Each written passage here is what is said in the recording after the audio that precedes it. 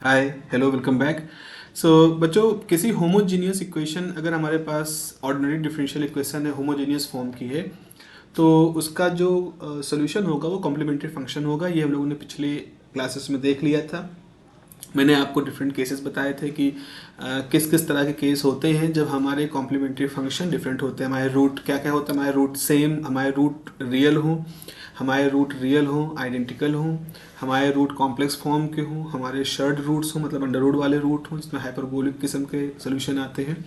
तो हम ये देख रहे थे कि हमारा जो सोल्यूशन आता है उसमें एक्सपोनेंशियल का फैक्टर होता है, और एक्सपोनेंशियल का फैक्टर जो होता है वो होमोजीनियस इक्वेशन की एक कैरेक्टरिस्टिक प्रॉपर्टी होती है, वहाँ से आता है। ओके, तो अब हम कुछ एग्जाम्पल्स आपके सामने रख रहे हैं। कुछ अच्छे अच्छे एग्जाम्पल्स हैं, ये 5-6 एग्जाम्पल हम कर लेते हैं, तो इनसे आपको काफ़ी आइडिया मिल जाएगा कि कॉम्प्लीमेंट्री फंक्शन हम किस तरह से निकालते हैं। कोशिश की गई है कि इसमें लगभग लगभग सभी तरह के वेरिएशन कवर हो जाएं। और भी वेरिएशंस होंगे वो हम आपको टाइम टाइम पे आपको पोस्ट कर देंगे, तो आप उनको भी कर सकते हैं। चलें आगे बढ़ते हैं। पहला पहला हमारा जो प्रॉब्लम है जिसमें कि आप देख रहे हो लिखा है d3y/dx², तो इसका मतलब ऑर्डर 3 है। d2y/dx² multiplied by 6, dy/dx multiplied by 11, 6y = 0। तो हम पहले का सोल्यूशन लिख रहे हैं। तो अभी जो इक्वेशन है इसकी ऑक्सिलरी इक्वेशन कैसी बनेगी, इसकी ऑक्सिलरी इक्वेशन कैसी बनेगी? The auxiliary equation will be, कैसे हो जाएगी? आप करोगे m³ plus 6m² plus 11m plus 6 = 0। ये हमारी इसकी ऑक्सिलरी इक्वेशन होगी। अब देखो, ये ऑक्सिलरी इक्वेशन क्यूब है, तो इसका मतलब यहाँ m के 3 वैल्यूज होंगे, m के 3 रूट होंगे। इस तरह के क्वेश्चन को कैसे सॉल्व करते हैं? जैसे आप सोचो कि यहाँ पर m की कौन सी वैल्यू होगी, आपको देखना पड़ेगा जो कि इस इक्वेशन को सेटिस्फाई करे। तो आप खुद ही देखो, अगर हम m की वैल्यू -1 कर दें तो ये हो जाएगा -1, ये हो जाएगा 6, ये जाएगा -11, ये 6, तो ये 6 और ये 6 12 हो जाएगा, ये -11, ये -1 -12 हो जाएगा, जो कि 0 आ जाएगा। तो इसका मतलब है m = -1 एक ऐसी वैल्यू है जो इस इक्वेशन को फुलफिल करेगी। तो अगर ऐसा है तो इसको जब हम फैक्टराइज करेंगे तो m = -1 का मतलब है m+1 जो होगा वो इस पूरे जो अलजेब्रिक इक्वेशन है इसका एक फैक्टर होगा। तो आप कैसे करोगे? पहले आपने पता कर लिया कि m+1 इसका फैक्टर है। अब आप क्या करोगे? m+1 को 3 बार यहाँ पर लिख दोगे, m+1 m+1 m+1 3 बार। क्यों? क्योंकि रूट हमारे यहाँ पर 3 है। अब आपको यहाँ ऐसे मल्टीप्लाई करना है m से, m के पावर से, कि ये जो पूरा एक्सप्रेशन है ये आपके सामने आ जाए। आपको ऐसा करना है। तो जैसे देखो, अगर हम m² से मल्टीप्लाई करें तो m² मल्टीप्लाइड बाई m³ आ जाएगा, पहला टर्म है, ठीक है। फिर यहाँ आ जाएगा m², यहाँ हमारे पास 6m² है, तो इसका मतलब है अगर हम यहाँ 5m से मल्टीप्लाई करें तो ये हो जाएगा 5m इंटू m, 5m², और ये हो जाएगा 5m।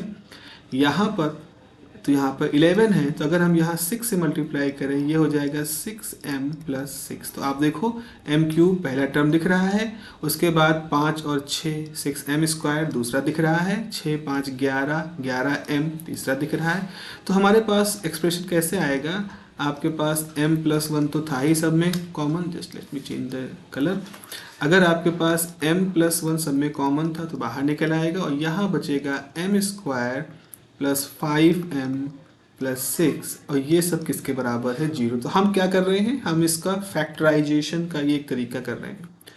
अब आप देखिए, m+1 तो रहेगा ही। अब जरा देखें यहाँ पर क्या है, ये 6 मल्टीप्लाइड बाई 1 तो 6 हो जाएगा। इसको हम ऐसे लिख सकते हैं, m² 6 - 1, या और भी कुछ हो सकता है, प्लस है ना, तो यहाँ पे ऐसा करो, 6 - 1 ना लिखो, इसको ऐसा करो 2, ऐसे लिखो 2 + 3, 2 3 जा 6, और सम है m प्लस 6, ये 0।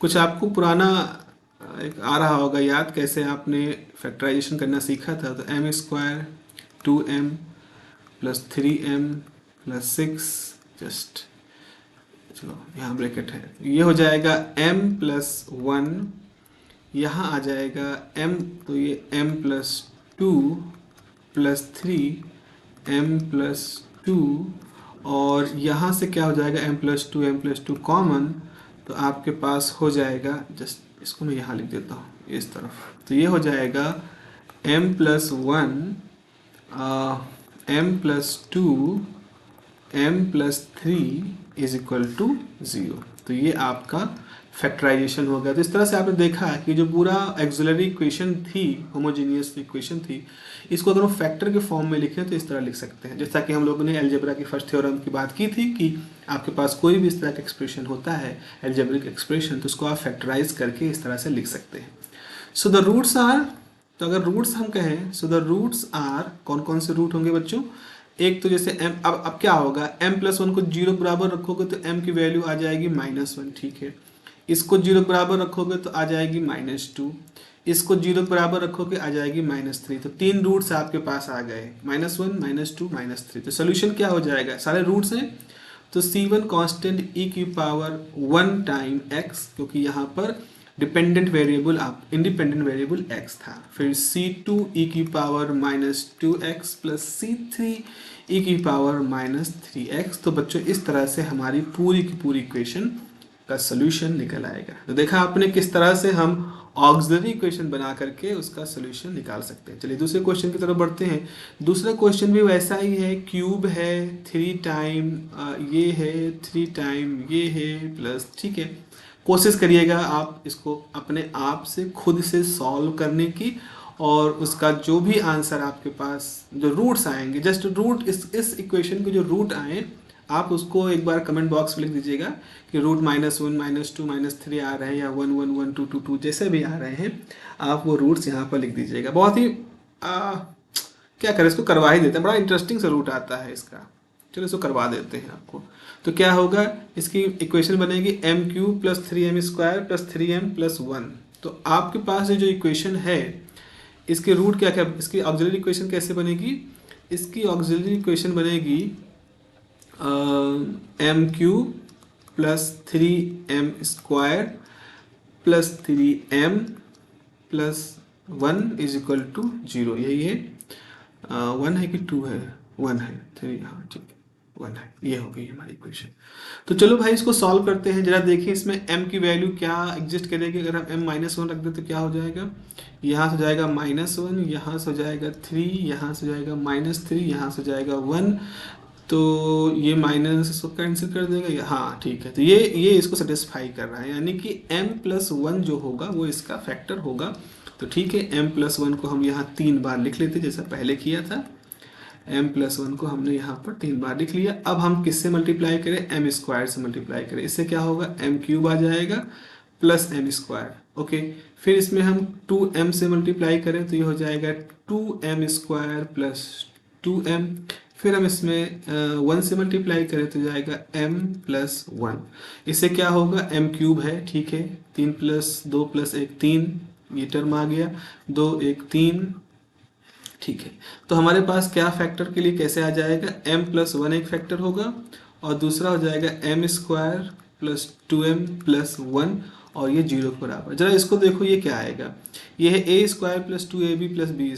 तो यानी कि ये हो जाएगा m+1 और ये हो जाएगा m+1 का whole square is equal to 0। इसका मतलब हमारे फैक्टर कैसे होंगे, m+1 यहाँ का, m+1 यहाँ का, m+1 यहाँ का, जो कि जैसे a² से x² को हम कैसे लिख सकते हैं, x × x, उस तरह से हमने यहाँ पर इसको लिख दिया। तो हमारे रूट क्या बन गए, m बराबर -1, फिर इससे भी -1, इससे भी -1।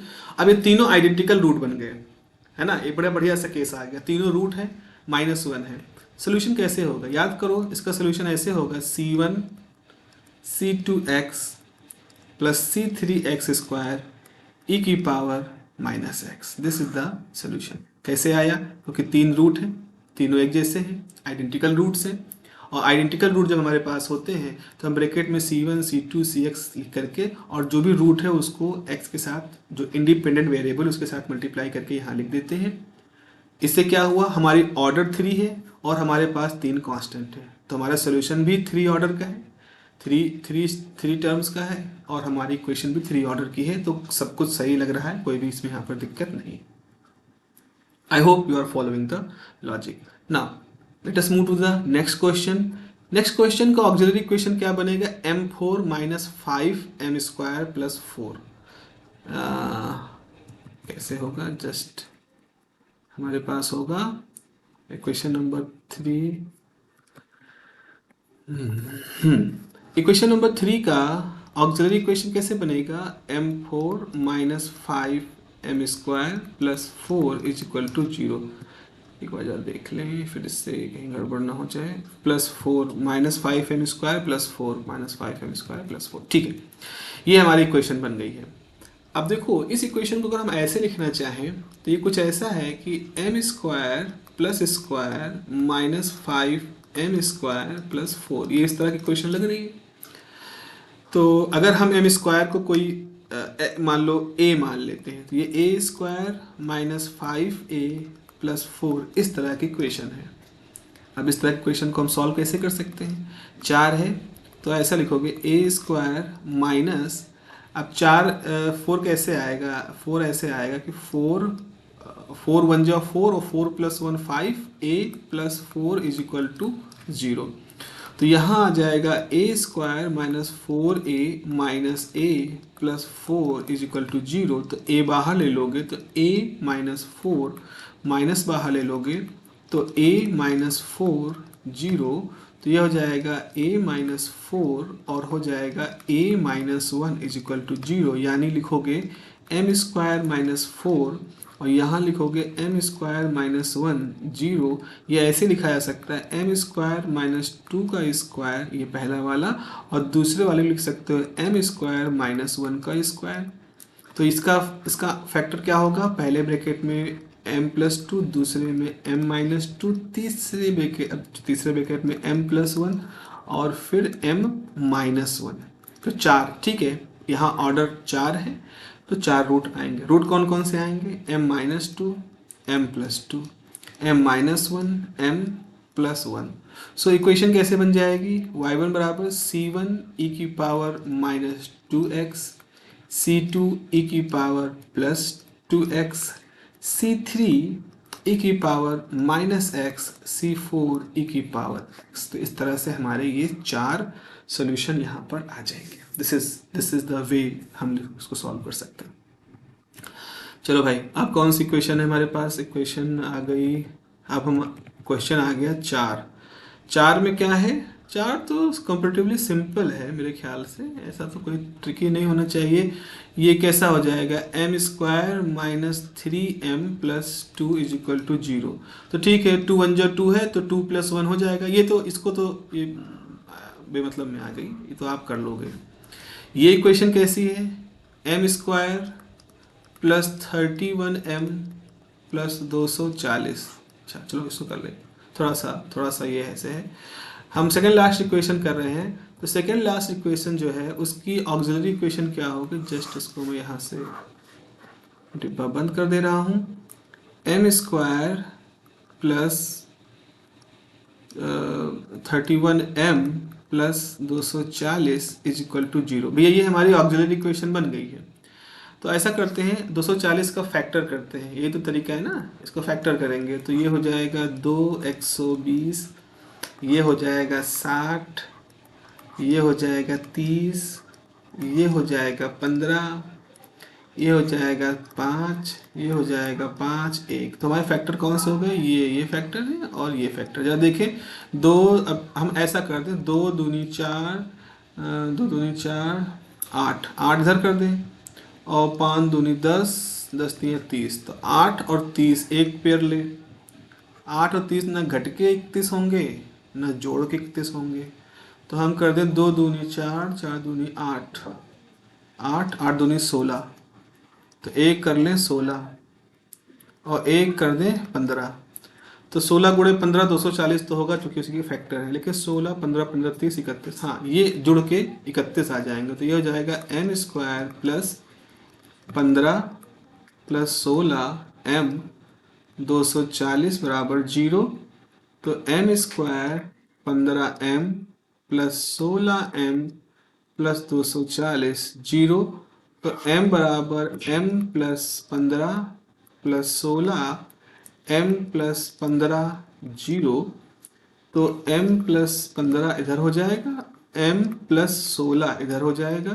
तो रूट कौन कौन से हो जाएंगे, -15 -16, तो इक्वेशन हो जाएगी y बराबर c1 e की power 15x plus c2 e की पावर 16x। ये भी हमारे हमारे आंसर कॉम्प्लीमेंट्री फंक्शन ये हमारे पास आ गए।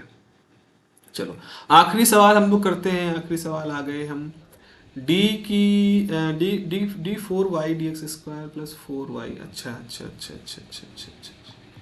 तो ये हमारा जो आखिरी क्वेश्चन है प्यारो, वो कैसी है, वो बनेगी m की power 4 plus 4 is equal to 0। ये भाई हमारी ऑक्सिलरी इक्वेशन है। This is our auxiliary equation. कैसे सॉल्व करेंगे, तो ऐसा करते हैं, इसको परफेक्ट स्क्वायर कन्वर्ट करते हैं। तो ऐसा करने के लिए आपको m4 प्लस 4 में आप ऐसा करो 4m स्क्वायर जोड़ दो, 4m स्क्वायर घटा दो। कैसे पता ऐसा करना है, because you people must do this in the 7th 8th 9th class factorisation.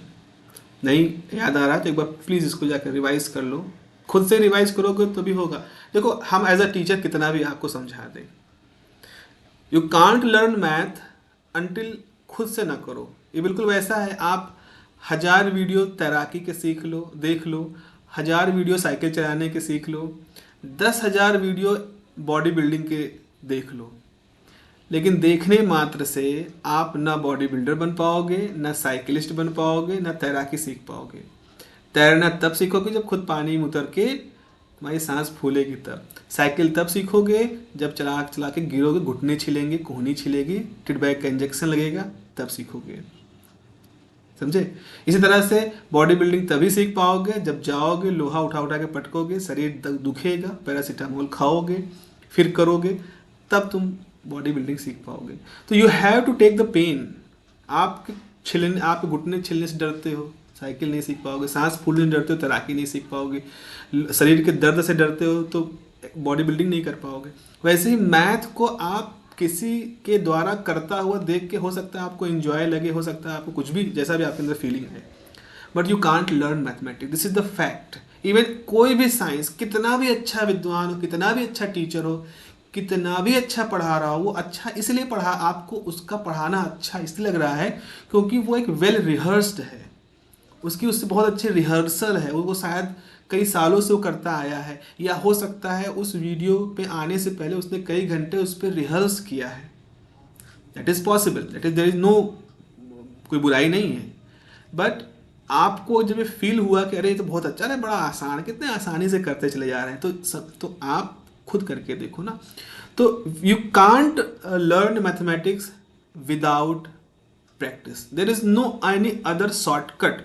इस दुनिया में, इस ब्रह्मांड में ऐसा कोई शॉर्टकट ही नहीं है कि कोई आपको मैथमेटिक्स सिखा दे और आप मैथमेटिक्स को मत हाथ लगाओ।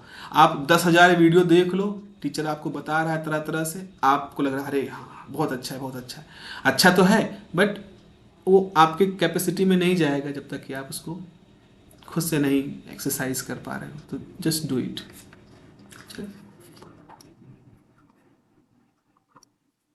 क्या हो गया?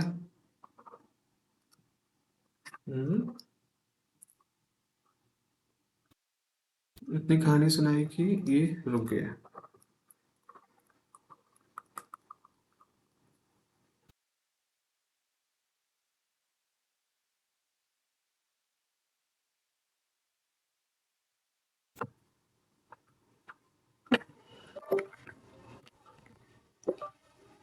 ओके चलो, तो अब हम करते हैं m की power 4 plus 4m square plus 4 minus 4m square 0। ये ऐसे लग सकते हैं m स्क्वायर की power 2 plus 2 time 2m square plus 2 का स्क्वायर, ऐसे 0। तो ये कुल मिला के आपके पास हो जाएगा m स्क्वायर प्लस 2 का whole square minus 4m square बराबर 0। तो ये पहले ब्रैकेट में ए स्क्वायर माइनस बी स्क्वायर है, तो ये हो जाएगा पहले ब्रैकेट में ए प्लस ये असल में क्या होगा, ये होगा 2m का होल स्क्वायर। तो पहले ब्रैकेट में, इसमें फिर से लिख देता हूँ जल्दी ना हो जाए, तो ये ऐसा लिखा जा सकता है m स्क्वायर प्लस 2 का होल स्क्वायर माइनस 2m का होल स्क्वायर बराबर 0। तो पहले ब्रैकेट में a प्लस बी, दूसरे ब्रैकेट में A minus B is equal to 0। अब इनको कैसे सॉल्व करेंगे, अब आप खुद भी करके देखिएगा। इसको नॉर्मल तरीके से इसके सॉल्यूशन नहीं निकल पाएंगे, इसके लिए हमें जो सिद्धाचार्य मेथड है वो अडॉप्ट करना पड़ेगा। तो आपके पास क्या हो जाएगा, M square plus 2m plus 2 है, ये 0 है, इसके रूट क्या हो जाएंगे, इसके रूट होंगे m बराबर, अगर हम इसको A X square plus B X plus C equal to 0 से कंपेयर करें तो यहाँ हमारे पास b है 2, c है 2, तो ये जाएगा minus B plus minus B square मतलब 4 माइनस 4ac, 4 दूनी 8, 8 बटे 2 हो जाएगा minus 2 plus minus minus 4 by 2 हो जाएगा minus 2 plus minus I time 2 2, तो m की वैल्यू हो जाएगी -1 plus minus I. For m square minus 2m plus 2 is equal to 0, इसके लिए इस वाले हिस्से के लिए आपके पास हो जाएगा माइनस है तो ये हो जाएगा +2 प्लस माइनस 4 माइनस 8 बाई 2 हो जाएगा 2 plus minus under root -4 upon 2 हो जाएगा 2 प्लस 2i बाई 2, तो m की वैल्यू हो जाएगी 1 प्लस माइनस आई।